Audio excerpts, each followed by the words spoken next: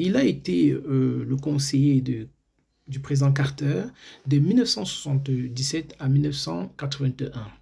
Et pour comprendre la crise ukrainienne aujourd'hui, il faut remonter l'histoire de l'Europe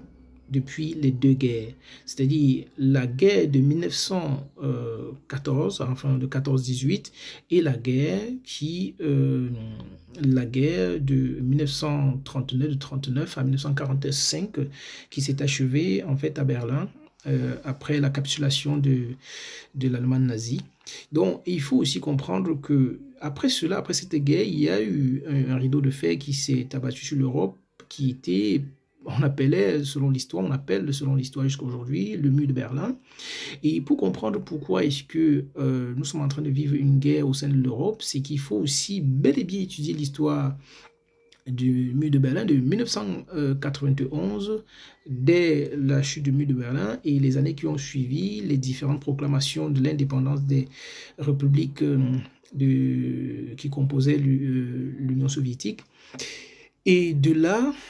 d'où M. Brzezinski nous explique dans ce livre les raisons pour lesquelles l'existence même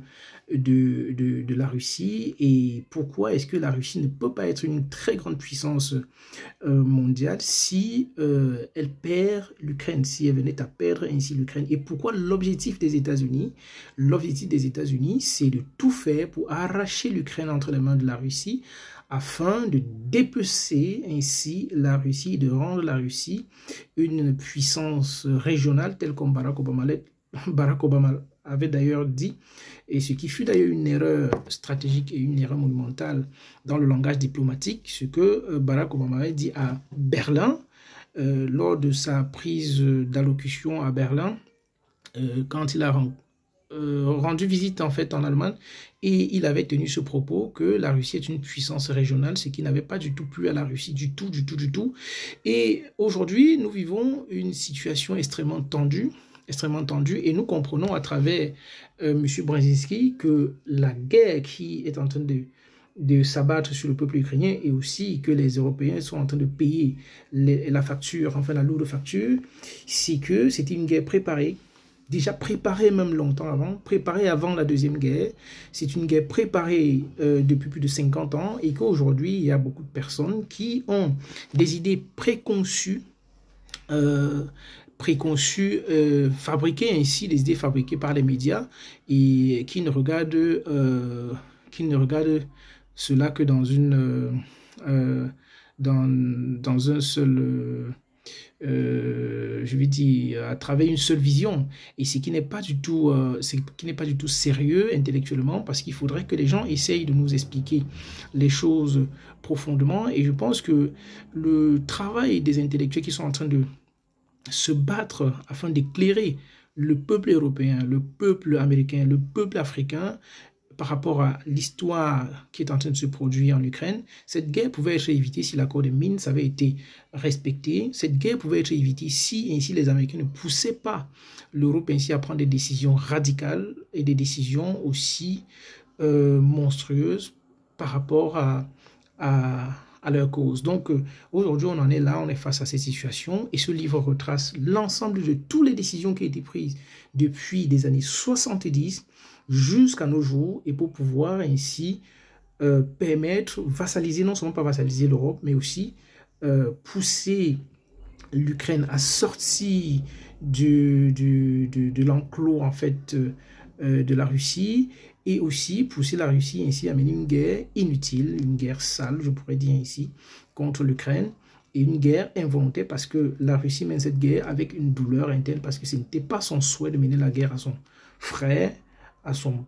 voisin, et je pense que les États-Unis ainsi sont en train de mener une guerre par procuration, c'est-à-dire que les Européens mènent une guerre pour le compte des Américains, parce que les Européens sortent ainsi, sont perdants dans cette guerre, de toutes les façons, seront toujours perdants dans cette guerre, et ne pourront jamais avoir de bénéfices par rapport à cela. Et nous vivons une histoire, une période, un moment tragique de l'histoire de l'humanité, de l'histoire même de la conception même de la vision européenne, et que aujourd'hui l'Europe est au bord de la faillite, au bord du gouffre, et c'est extrêmement compliqué de sortir par le haut. Donc d'où ma conclusion par rapport à cette prise de parole publique, c'est que est-ce que les Africains, nous, les Africains en particulier, est-ce que nous avons l'intérêt vraiment à ce que cette guerre perdure ou est-ce que nous avons un mot à dire là-dessus? Il faudrait que les Africains puissent comprendre qu'il y a quelque chose qui se prépare, d'où plus de